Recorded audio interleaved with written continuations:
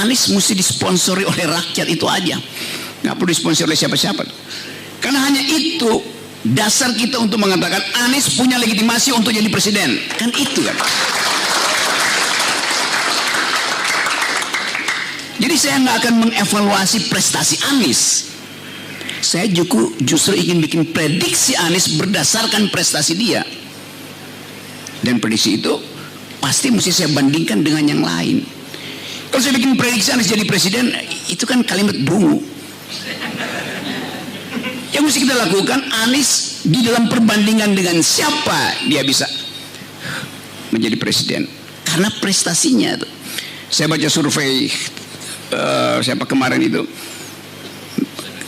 Anies memang tidak didukung oleh Muslim kok.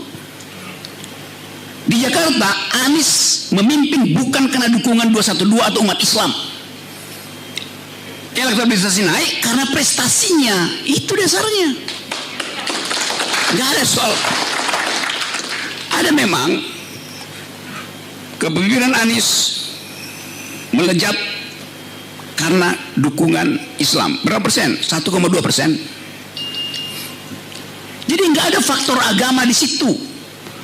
Karena publik Jakarta melihat prestasi.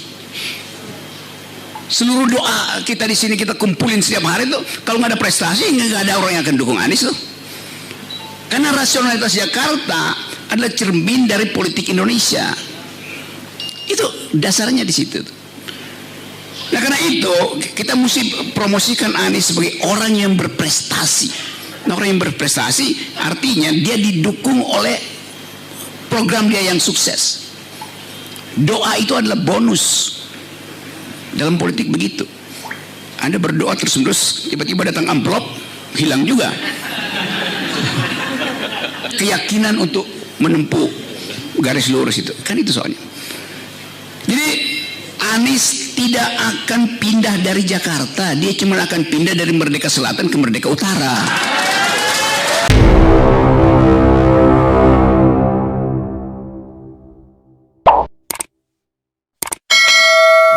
Oke, teman-teman, tadi siang agak heboh berita malam ini karena saudara Gibran datang ke tempat saya di Sentul itu. Ada beritanya tuh, dan semua orang bertanya ada apa itu. Padahal sebetulnya orang pertama datang ke tempat saya itu Anies Baswedan. Itu setahun lalu udah datang, lalu berturut-turut datang, macam-macam yang datang. Nanti kalau saya sebut nanti wartawan kutip-kutip lagi nih. Jadi kita mau simpulkan bahwa ke depan artinya 2024, tapi saya selalu bikin prediksi ke depan itu artinya 2023 awal itu. Karena dalam hitungan saya pemilu nggak akan jalan, itu nggak akan jadi. Ini hitungan saya yang kadang-kala meleset tapi seringkali benar. Karena kondisi ekonomi, kondisi politik, kondisi global macam-macam itulah. Ada peristiwa nanti bulan November ada G20. Lalu coba bayangkan misalnya ada eskalasi demo sampai tadi malam tuh demo masih jalan terus itu di seluruh Indonesia. Lalu ada sebut aja intelijen asing membuat peta bahwa Indonesia berbahaya untuk didatangi oleh beberapa presiden. Mungkin Putin batalkan, lalu Joe Biden batalkan itu, lalu macam-macam itu. Lalu dirumuskan bahwa Indonesia tidak aman, tidak mampu, tidak akan mungkin mampu menjamin keamanan para delegasi di tingkat pemimpin negara itu. Polisi juga belum bisa dibenahi pada waktu itu. Jadi soal ini harus kita perhatikan bahwa Indonesia ada di dalam threshold ketegangan security. Itu dasarnya, dan itu bisa memporak-porandakan seluruh desain 2024. Tetapi buat saya nggak ada pentingnya tuh 2024 sebetulnya tuh, karena itu masih lama, itu panjang itu.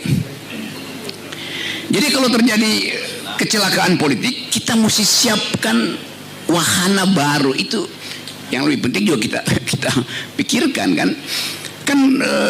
Anies adalah perahu ketiga tuh di antara dua perahu yang lain tuh. Itu dua perahu itu perahu retak sebetulnya. Jadi kita rawat suasana supaya dalam keadaan krisis politik ada seseorang yang tampil untuk memimpin. Ini yang bagi saya lebih seksi sebagai isu itu.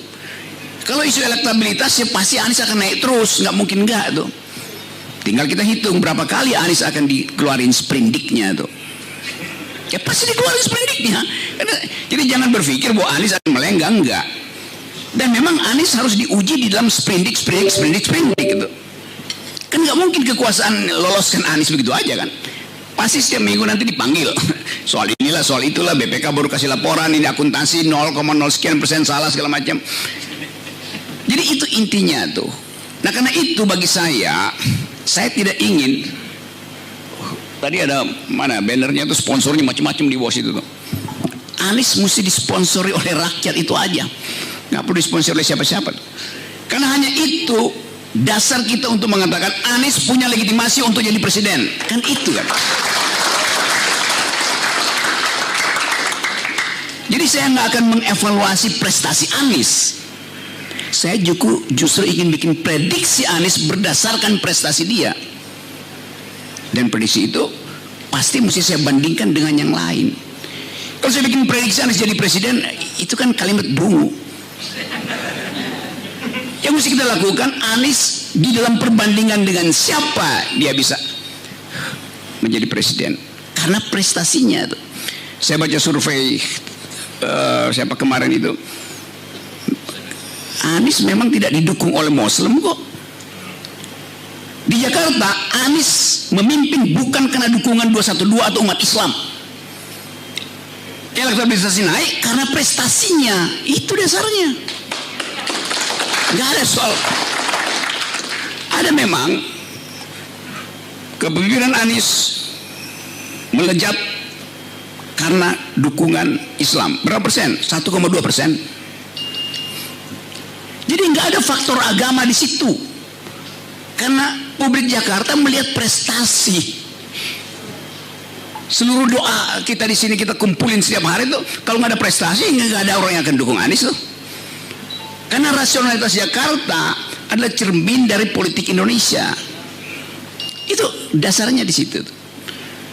Nah karena itu kita mesti promosikan Anies sebagai orang yang berprestasi. Nah orang yang berprestasi artinya dia didukung oleh program dia yang sukses. Doa itu adalah bonus. Dalam politik begitu. Anda berdoa terus-menerus, tiba-tiba datang amplop, hilang juga keyakinan untuk menempuh garis lurus itu. Kan itu soalnya. Jadi Anies tidak akan pindah dari Jakarta, dia cuma akan pindah dari Merdeka Selatan ke Merdeka Utara.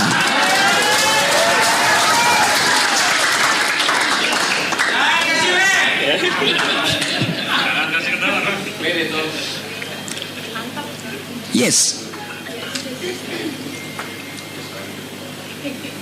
Anies memimpin Jakarta, itu fakta prestasinya. Sudah selesaikah dia? Sudah. Dia sudah selesai memimpin Jakarta. Berikutnya dia akan memimpin dari Jakarta.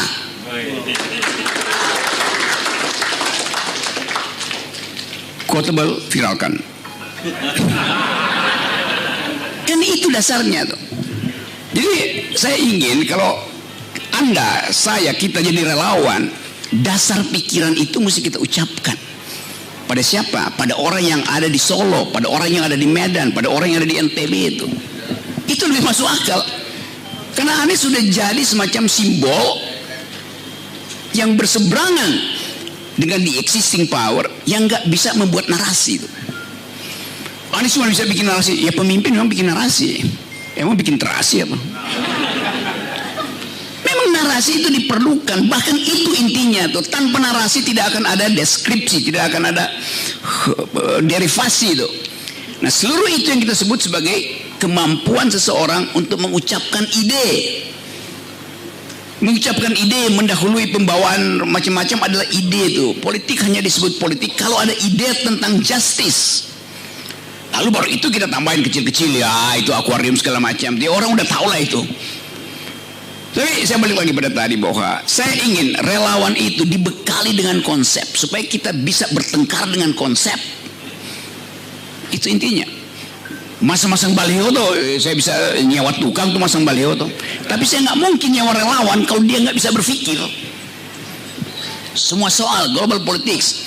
Karena Indonesia 2024 ke depan itu atau 2003 ke depan itu akan banyak dikunjungi oleh diplomat-diplomat yang mencari kejelasan tentang status Papua, mencari kejelasan tentang status Cina Selatan, mencari macam-macam diplomat akan beredar di sini. Soal Indo-Pasifik gitu kan. Jadi ada klaster yang betul-betul jadi relawan dan otaknya itu betul-betul berisi segala macam isu tentang Cina Selatan, tentang Indo-Pasifik, tentang Papua, supaya Anies well informed tentang soal-soal itu. Tentu Anies bisa baca, tapi ada semacam sinopsis, oh ini problemnya nih kalau ditanya. Demikian juga Anda harus bisa terangkan itu di dalam kampanye nanti itu, supaya orang tahu distinktif karakter dari relawan Anies ada punya otak gitu. Itu. Terangkan tentang makroekonomi dalam bentuk sederhana aja untuk kenapa Gini ratio itu dipakai untuk menunjukkan sukses pemerintah, padahal Gini ratio yang dipakai adalah expenditure, pengeluaran doang tuh. Sementara pemasukannya nggak bisa kita tahu. Dompet si konglomerat kita nggak tahu isinya, disimpan di luar negeri dalam perusahaan cangkang. Jadi soal-soal itu yang ditunggu oleh milenial. Jadi saya dalam 2 bulan ini udah muter separuh Indonesia tuh, ketemu dengan milenial dan mereka tanya tentang bagaimana mengaktifkan politik yang basisnya ide itu.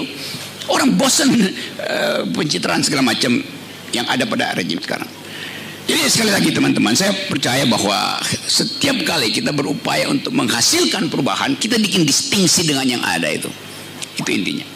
Ada yang spesialis bicara tentang sejarah Indonesia itu, supaya kita bikin kaitan arkeologis tentang kepemimpinan dan pengetahuan tentang sejarah itu. Di seluruh dunia pemimpin itu dia harus paham tentang rooting, mencari akar. Kendali sekarang orang bicara tentang 4.0 segala macam, tapi pemimpin dia mesti paham bahwa dia hidup di dalam suatu arkeologi politik yang basisnya adalah kebudayaan, basisnya adalah tradisi panjang itu. Itu intinya. Soal ekonomi ya, awal ini nggak ada yang bisa saya banggakan dari dia, karena memang banyak lawan dia yang tidak membanggakan. Dia ekonom tulen, di kepalanya itu statistik, data, modeling, yang ada kepentingan politik, dan dia taruh profesionalitas dia itu buat Anies. Nah itu mesti diikuti dengan kelompok-kelompok yang juga punya kemampuan di daerah untuk satu inline dengan pikiran Awalil, dan jangan akhiri dia. Oke, yang terakhir teman-teman, kita mesti anggap bahwa ujian pada Anies yang bakal dipanggil bolak-balik oleh KPK sebagai, kita sebut aja Anies akan masuk di dalam Rasuna Said Fashion Week.